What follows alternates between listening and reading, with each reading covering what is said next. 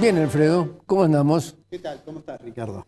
Bueno, tal cual vos decís, hay muchas noticias que alteran la paz de los ciudadanos, pero Sí. que no tienen directamente que ver con la economía, pero hay algunas que sí. Bueno, ayer comenzó a regir la reducción en la alícuota del impuesto país, ¿no? Para quienes no recuerdan, ese impuesto fue creado por el presidente Fernández, a poco de haber asumido, y con el nombre de... En un tiempito que le dejó cuando los avatares. Sí, de su agitada vida. Pero ese impuesto, por una Argentina inclusiva y solidaria, de ahí viene país, anunció la reducción, este presidente Milei, después de haberlo aumentado, anunció ahora la reducción del 17,5, 10 puntos menos, 7,5. Eso ha generado en muchos sectores mucho optimismo. Yo diría, lo primero que hay que decir que eso es una buena noticia desde el punto de vista del funcionamiento de la economía, porque es un impuesto realmente muy distorsivo, y en una economía como está la economía argentina, que hemos hablado ya varias veces de la situación de contracción económica y que todavía no se ve claramente una recuperación, se ve en algunos sectores una lenta recuperación, pero dista mucho de ser aquel rebote que discutían en una época si iba a ser en B o si iba a ser en alguna otra letra del alfabeto, ¿no? Digamos, lo primero que uno tiene que decir que, bueno, que es una buena medida. La segunda cuestión es que eso tiene un impacto fiscal. Ese impuesto llegó a ser 6% de la recaudación. Entonces, eso el gobierno seguramente tendrá que ir viendo con mucho cuidado la evolución de sus ingresos.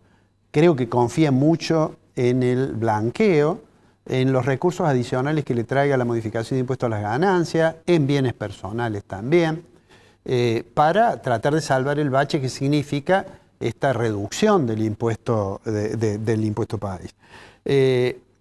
La otra cuestión, el otro elemento que hay que considerar también, es si efectivamente va a tener un impacto muy grande sobre los precios o no. La primera cuestión que hay que decir es que una reducción de este tipo de impuesto puede generar un efecto una vez. Recordemos que la inflación es un proceso de crecimiento generalizado del nivel general del precio y permanente. Esto puede hacer que algunos precios efectivamente, entonces en un mes, mostrar algunos precios que bajen. De hecho, hay algunos sectores que han anunciado algunas reducciones. El caso más típico es el de la industria automotriz.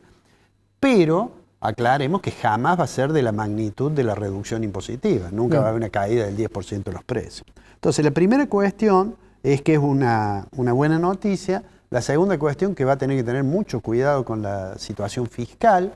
El gran logro del gobierno de haber reducido tan significativamente los problemas de las cuentas públicas, pasando de déficit a superávit primario y superávit financiero. Bueno, eso lo tiene que proteger. Y entonces hizo, que es el argumento que además utiliza para, por ejemplo, para el veto de la iniciativa esta sobre el tema de las jubilaciones, bueno, así como se preocupa de eso, va a tener que estar viendo muy bien cómo una reducción de impuestos también significa un costo fiscal, digamos, ¿no? Eso me parece que además hay otro punto que está ligado con esto y que es importante.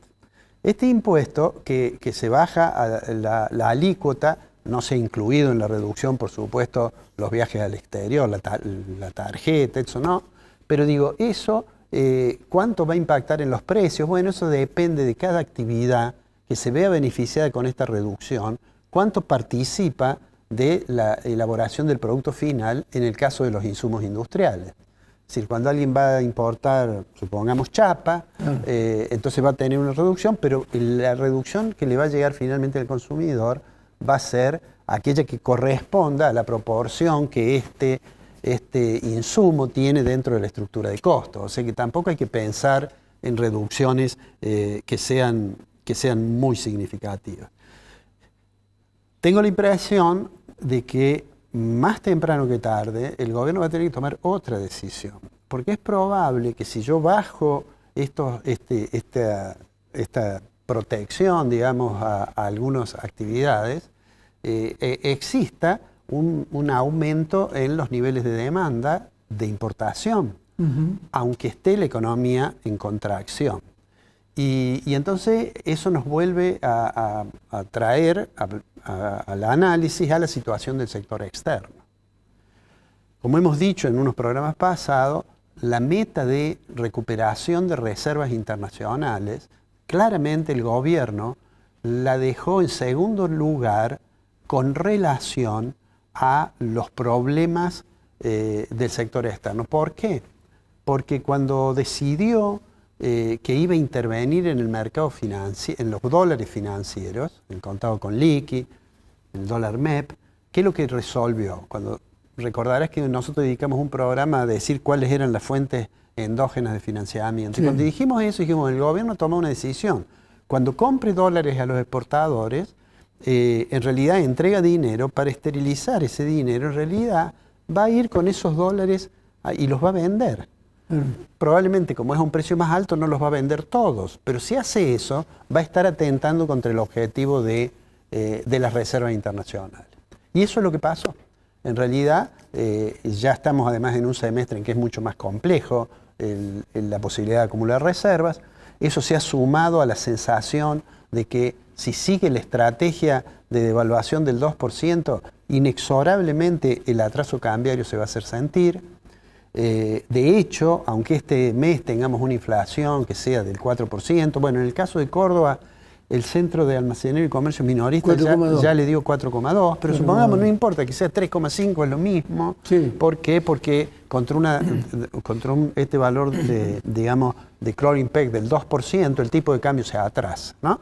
Además, desde que Milei asumió, desde que Milei asume, ha habido devaluaciones en la región, Brasil, Chile, y entonces esto la pone en una situación compleja. Esto también explica, creo yo, parte de la polémica a la que vos hiciste referencia de Milei en el Día de la Industria ayer, discutiendo con el presidente de la Unión Industrial Argentina. En rigor de verdad, si la vocación del gobierno es tratar de terminar con esos nichos en los cuales supuestamente existen empresarios que se benefician de una excesiva protección, debería mirar el régimen de Tierra y Fuego. Sin embargo, sobre eso el gobierno no dice nada. Entonces, digo... Bueno, hay un apellido ahí. Hay un apellido. Caputo. Bueno, probablemente. No digo que esa sea la razón central por la cual no dice nada, pero el hecho objetivo es que efectivamente no dice nada de esos sistemas. Y es probable que los costos que significan para el sector público esos sistemas sean mucho más altos que el que le generaba la ley que acaba de vetar. Veremos cómo sigue y sobre todo cómo hace para mantener algo que es el objetivo primario del gobierno, que es mantener superávit fiscal. Vamos a ver cómo evoluciona eso y seguramente en los próximos días vamos a tener un indicador de finalmente cuál es el programa de gobierno, porque tienen que presentar el presupuesto. Y aunque ya han gobernado sin presupuesto y se han sentido cómodos con eso, la obligación constitucional, digamos, es que deben presentar este mes el presupuesto, y el presupuesto no es otra cosa que un plan financiero del Estado. Entonces ahí veremos cómo son los números que está pensando realmente el gobierno. ¿Sabes una cosa? ¿Sabes quién va a presentar el presupuesto?